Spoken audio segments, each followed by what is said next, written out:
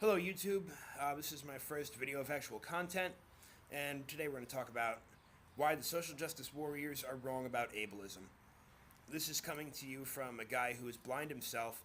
I have legal blindness, which is a visual acuity of 20/200 in the better eye after best correction, or a visual field that subtends an angle of 20 degrees. If you don't understand what any of that means, go look up legal definition of blindness. You can learn a lot. And especially if you're a leftist, you need to learn a lot because your ignorance is what drives you.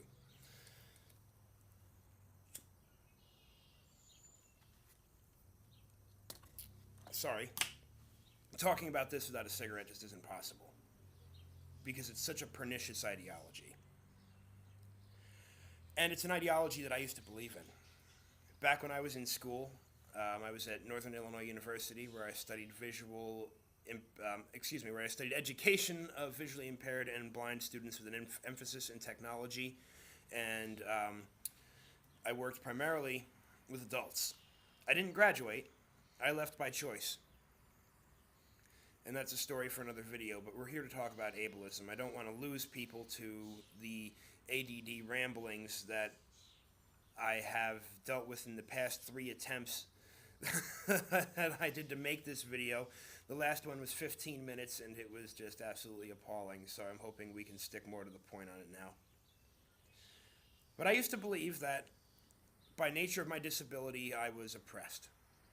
And by nature of my disability I was automatically viewed as lesser by the society as a whole.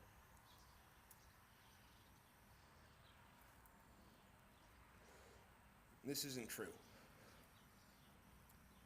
You notice if you watch a Ben Shapiro lecture or Jordan Peterson or Dave Rubin or Candace Owens or anybody that makes their living off of telling people to stop playing the victim and grow the hell up, that the small cadre of little victimhood culture loving, Marx loving, ignorant postmodern fools at the back of the room usually would scream about their oppression.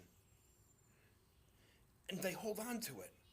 They hold on to it with a ferocity that if they only put that into developing themselves and growing as individuals, they would be unstoppable.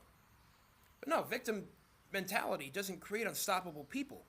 It creates the exact opposite. People that can be stopped in their tracks by anything.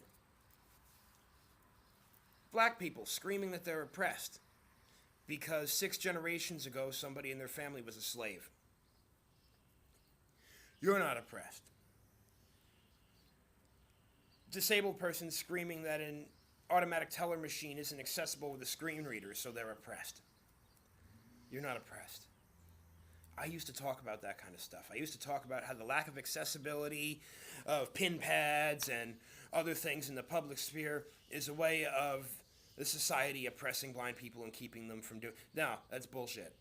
It really is bullshit. And any other blind person that may be watching this and in that mindset, I'm going to tell you in the most definitively harsh and unwavering term possible: get over it. Get over it and grow up. If you don't like the way something is, you make a change in it. And you don't make changes by protesting, marching around with signs, impeding people from getting to work by blocking streets and shrieking about oppression. That's not how you make a change. We notice it doesn't work for the women's marches. It didn't work for the March for Our Lives. It doesn't work for any of these group identity-oriented people that feel they are under the thumb of the white cisgender patriarchy.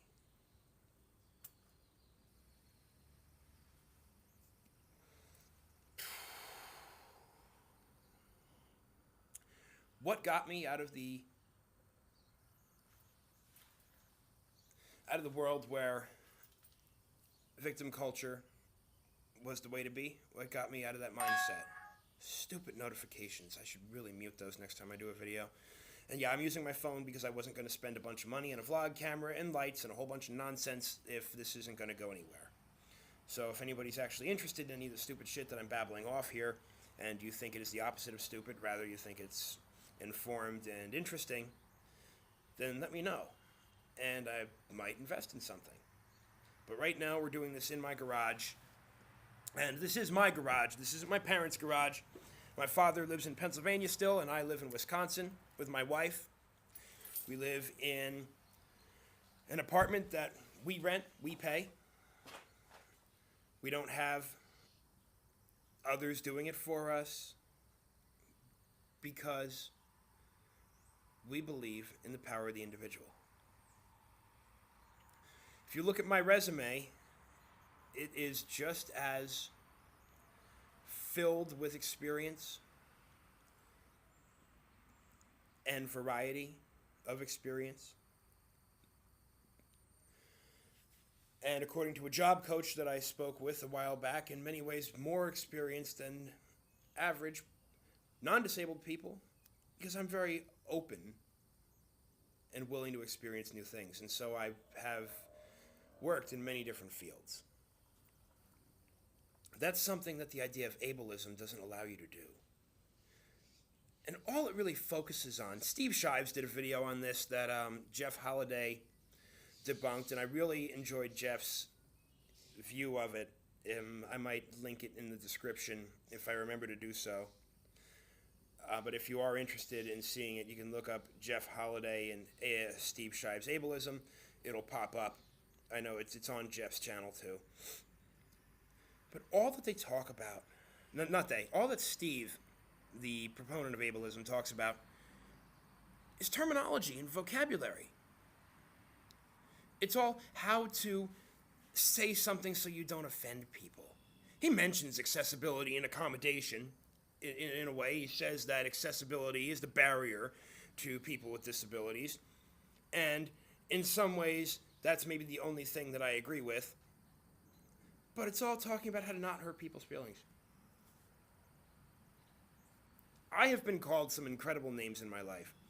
Retard, stupid, ugly, four eyes, blind, whatever, blind loser, this and that. You know what? What people say means nothing. It really means nothing if they want to insult you like that. Because they're nothing. And that's what I ultimately learned. As I pulled myself out of the mire of victimhood between the winter and spring of 2013 and my last semester in school, when I realized that I was only hurting myself. I didn't have a lot of friends. People didn't want to talk to me. Why? Because when you're constantly walking around with a victim burden tied around your neck and keening about social justice and how you're oppressed, it gets really boring really quick. Really boring. And the superiority that comes with that ideology of victimhood, because believe it or not, people that portray themselves as victims also see themselves as being the superior group, superior person. More so group, because leftist ideology doesn't really make any room for the individual.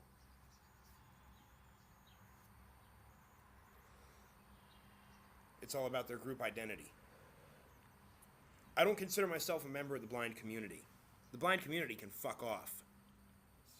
And I mean that with all the respect that they're due.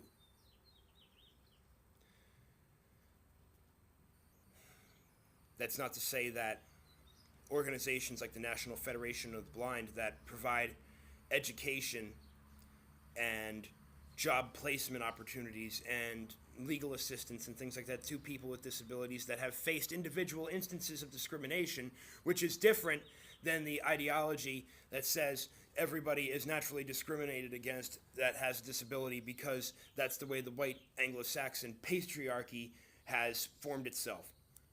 Bullshit. Absolute bullshit. Get over it.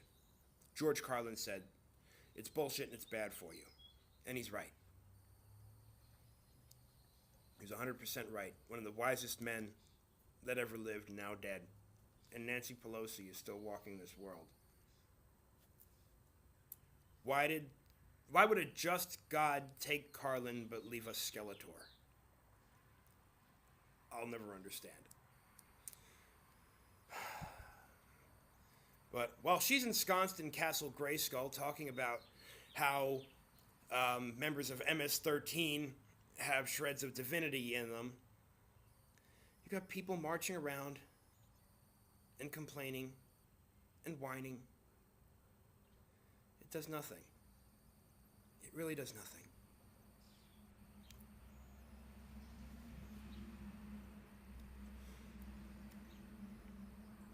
The best advice that I have for both disabled people and non-disabled people alike that may find themselves in the swamp of identity politics and victim culture.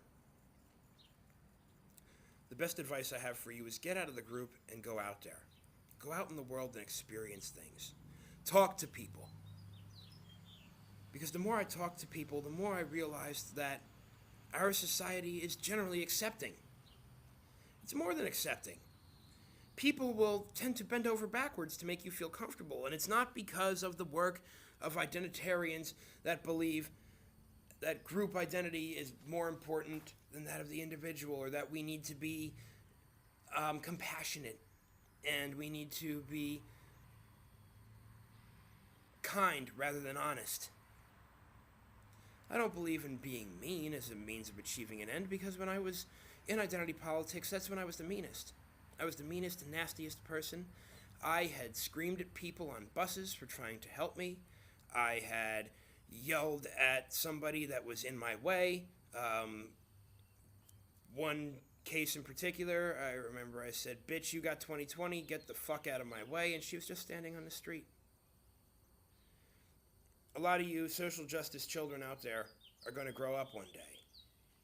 You're going to grow up and you're going to be disgusted by yourself. Because I'm disgusted by the things that I did. The ways in which I treated people were abhorrent. It was horrible.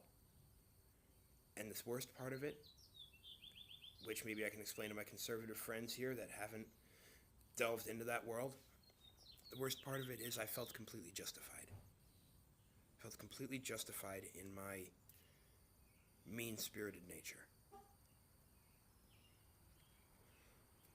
It's no good. There's enough toxicity in society as it is, and it doesn't come from toxic masculinity. It doesn't come from white privilege. It doesn't come from ableist privilege. It comes from the group feeling it needs to segregate itself. When I read that Harvard was having graduation for black students, and only black students, I was disgusted because I thought, number one, the KKK is going to love this. Those idiot white supremacist morons and Richard Spencer's following and all those people are going to absolutely love this because it's separate and equal. I didn't love it. I thought it was horrifying. I thought if you went to Harvard and you got a degree and you earned that and you fought your way through the muck and the mire that is college, you had the right to walk with all your peers. I don't know why anybody would be in support of something such as segregated graduations. I thought that Brown v. Board broke segregation in the public school systems. But it seems like we're trying to bring it back in higher education. I could keep on going on about this topic, and I might make a more focused series about ableism as time goes by. I'm sure you can tell that none of this is scripted. I'm sitting here talking from what I know to be empirically true with the, let's say, responsible mixture of feeling. Because feelings do have a place, and they do matter. But you can't legislate feelings and write them into the law as a matter of fiat, which Canada did with Bill C-16, and that's something else that I want to talk about. So I'm a huge Jordan Peterson fan, if you haven't been able to tell just by some of the things I've said. I actually did some advocacy with an LGBT group that was on NIU campus. I wasn't with them for very long, but I was introduced to them through a girl that I had dated for a while. And my exposure to that group taught me so much. And it taught me that there's more differences between people in groups than there are between groups. That's also something that Jordan talks about. There's more differences between people within a group than there are differences between groups. And I think I'm going to end it with that. There's a lot more I could say, but I'd actually like people to watch this rather than see a 30-minute video of a guy sitting in his garage talking and think, no. If you like what I'm saying or you like what I'm doing, like, comment, subscribe. Just share me with your friends if they love listening to blind people with ADD Babylon about how stupid the far left is. I think I'm one of the few blind conservative thinkers out there. I know that we exist. Just a lot of people are afraid to put themselves out there, and rightfully so. You can be doxxed, you can be swatted, you can be shamed, but I believe that a person can only be shamed if they allow themselves to be shamed. You can't shame me. You can't. Just like the person that called me a retard as I was walking to take a final exam one day on campus, just because my eyes look different. And you see I'm wearing sunglasses right now, so I'm not really showing you my eyes, but maybe if I get some subscribers and I get some support, I'll decide to take them off and show you what we're dealing with here. Blind guy eyes can be really interesting, and mine are particularly fun. But I'm glad to be throwing my hat in the ring. Anybody has any comments? I might start scripting some things because my ADD is really horrific, as you can tell, and I go off on tangents almost too hard. I should at least do outlines, but I'm new to this. I don't know what the hell I'm doing. I really don't. I'm just a guy talking at a camera, hoping maybe somebody will listen. Thanks so much, and enjoy your weekend. Don't be an asshole. Be good to people. And judge everybody on their merits, not on their group identity. Thanks, guys.